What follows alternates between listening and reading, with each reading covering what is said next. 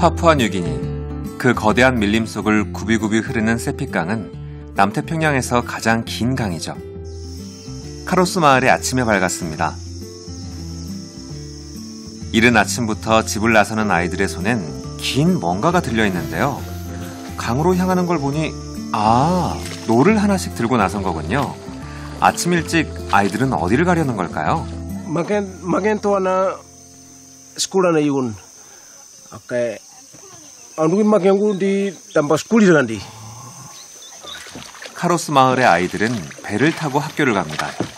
마을에서 학교까지는 배를 타고도 약 2-3시간 거리. 더욱이 강을 거꾸로 거슬러 올라가야 하는데요. 강을 거슬러 올라가며 2-3시간 동안 노를 젓는 건 어른들에게조차 무척 힘겨운 일이죠.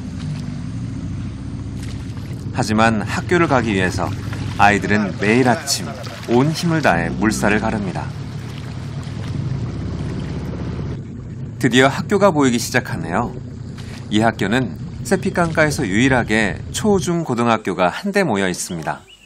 노젓기가 힘들어서일까요? 초등학생은 둘 중 1명 정도만 학교에 다닌답니다. 책상이나 의자도 없이 그저 바나나 잎을 깔고 앉아 수업을 듣는데요. 바나나 잎이 아침에 타고 온 배와 똑같네요. Our combined subjects test. Okay, this is our last assessment for this term, term 2. 선생님이 시험지를 보여주는데요. 시험지가 인쇄된 게 아니네요. 2, 4, 5. 5 plus spelling word, 5 plus pixel. I have to use my own way to write it down on the paper to give the test to the students. 시험지를 인쇄할 복사기가 없는 학교. 선생님은 밤을 새워 아이들의 시험지를 손글씨로 준비해 오셨답니다. 열악한 환경이지만 아이들의 배우려는 열정은 뜨겁기만 합니다. 하늘 아래 첫 동네, 네팔. 트리슐리 강을 끼고 있는 마주아 마을은 10여 가구가 살고 있는 한적한 작은 마을이죠. 이곳의 아이들도 학교 갈 준비로 아침이 바쁩니다. 먼저 학교 갈 준비를 마친 언니는 동생의 머리 단장도 책임지네요.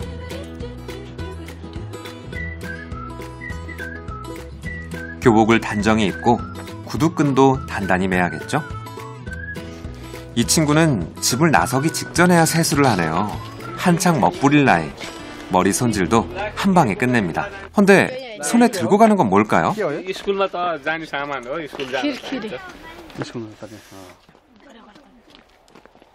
밧줄에 두터운 천도 보이는데 뭐에 쓰는 건지 도통 감이 오지 않습니다. 작은 아이들은 없고 큰 아이들만 들고 가는데요. 바퀴 같은 것도 달려있는 요것. 그 궁금증은 잠시 후에 밝혀볼까요? 아이들의 학교 가는 길은 트리슐리 강이 가로막고 있습니다. 어디에도 다리는 보이지 않고 강 위로 굵은 쇠줄만이 메어져 있는데요. 거침없이 줄에 매달린 상자에 올라타는 아이들.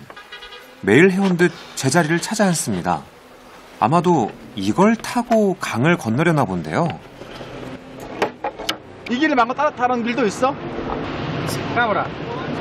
그럼 얼마? 시간이 얼마나 걸려? 100 간다. 이리 가면? 아이들이 다 타자 보호자인 아빠가 올라탑니다. 쇠줄에 매달린 상자를 타고 강을 건너는 게 학교로 가는 지름길인 거죠.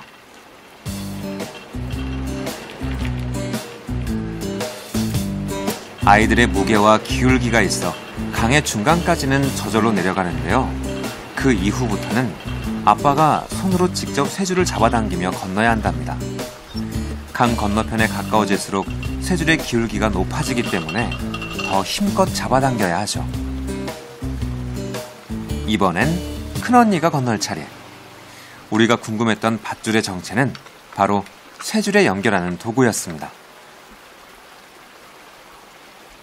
아빠가 어린 동생들을 강 건너편으로 실어다 주고 나면 큰 아이들은 제 힘으로 강을 건너야 합니다.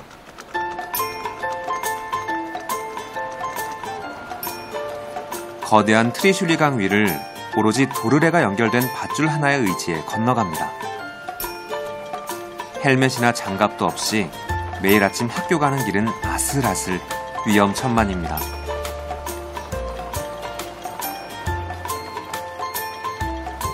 어른들은 그저 아이들이 무사히 건너기만을 바라고 또 바랄 뿐이죠.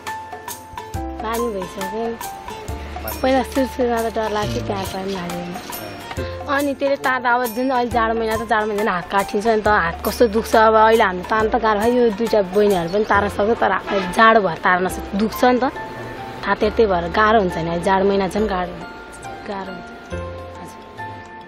장갑도 끼지 않은 맨손으로 힘을 주어 건너기 때문에 혼자 건너야 하는 큰 아이들의 손은 늘 상처투성이죠.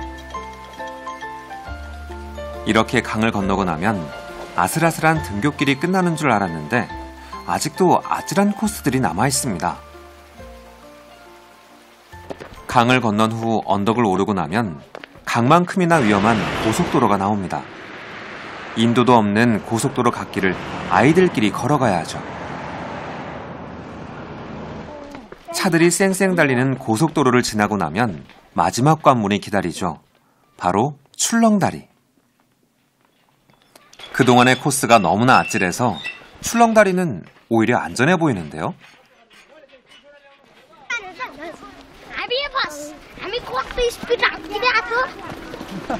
아슬아슬한 코스의 험난한 여정이지만 그래도 학교 가는 길은 마냥 즐거운가 봅니다. 유치원부터 10학년까지 350여 명의 학생들이 다니는데요. 오늘의 등굣길보다 더 먼 길을 돌아서 학교에 오는 학생들도 많다고 합니다.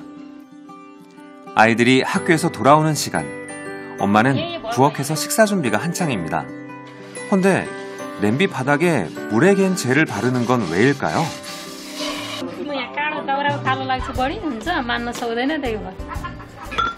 물에 갠 젤을 발라놓았으니 이제 그름이 많이 묻어도 걱정 없겠네요.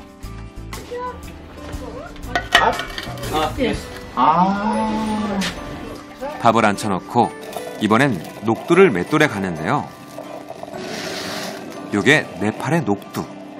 녹두를 갈아서 네팔 서민들이 즐겨 먹는 전통 음식 달밭을 만들 참입니다. 달밭의 달은 녹두로 만든 붉은 국을 가리키는데요.